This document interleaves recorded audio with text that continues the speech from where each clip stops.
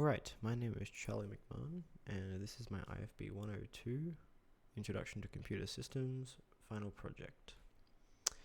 So, the way my project works is that it is basically a security camera with face detection that, if an authorized user is detected, it has the ability to turn on smart lights, and if not, then the lights will flash red and the user will not be granted access.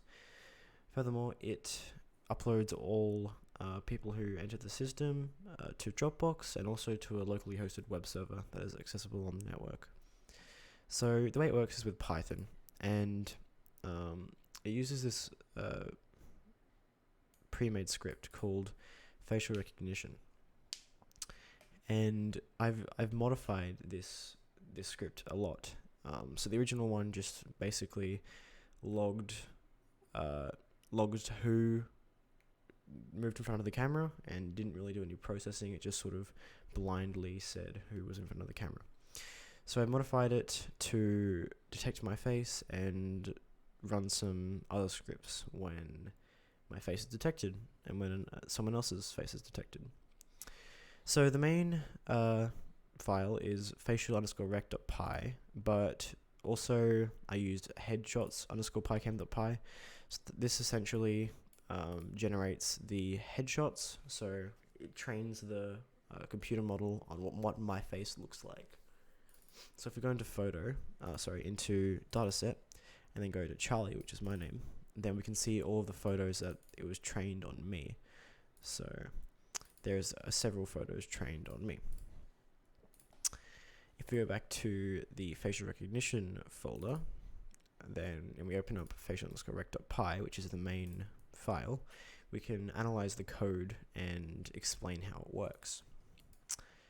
So firstly, we are importing all the necessary packages. So we're importing some video packages and face recognition packages, as well as some time and video compression and adjustment packages. We're also importing datetime to manage times, and OS, which will allow us to run shell commands from Python. So first we're going to initialize some variables, so just current name is unknown, and encodings we're going to set to the encodings file that we generated with headshots. Then we're going to initialize a video stream, so this is where we initialize what the camera's going to do, so the connected Pi camera.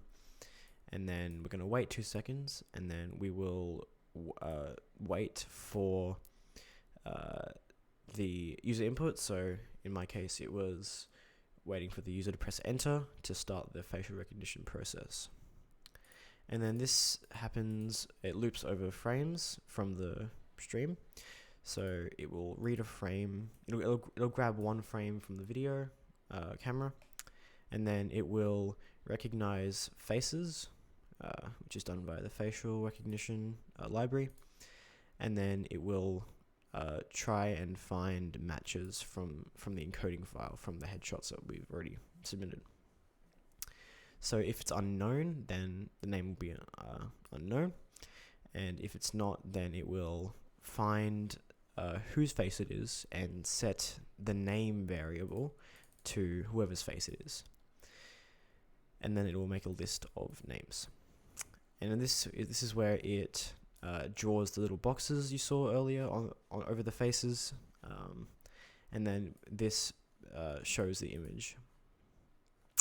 Right, so this is actually the main code that I wrote. So if the name is unknown, then we will print there's an unknown face just for debugging purposes, and then we will make a web request to IFTTT, which is the service that we're using to trigger the lights on and off. So they're LifeX lights triggered by IFTTT.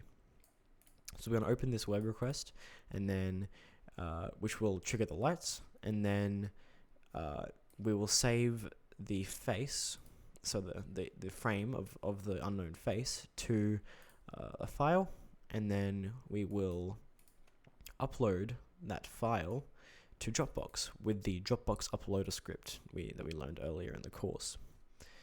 So this just sets the name of the Dropbox file to the file name, and and then it uploads it with that shell command.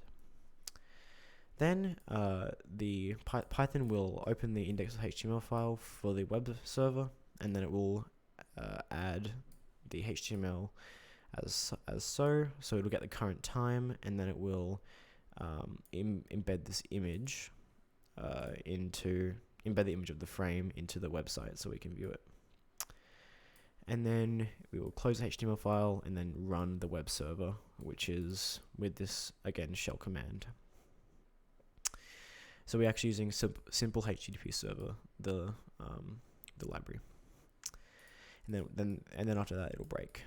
But so that was for if the name was unknown. If the name is Charlie or any other recognized user, but in my case it's Charlie, I'm going to print welcome Charlie, and the lights are on.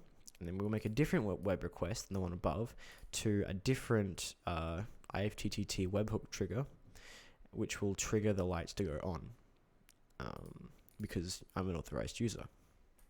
And then again, we'll save it as a file, upload it to Dropbox, and update the web server and say Charlie entered at, etc. Then we'll also run the web server again. And that's about it. We'll just quit the script if the Q button is pressed. And then, yeah, do some tidying up. So that's essentially the project as it is. It's very effective.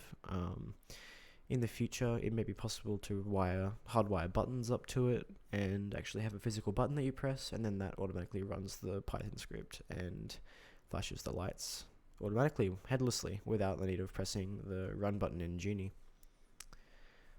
But yes, that is my project for IFB102.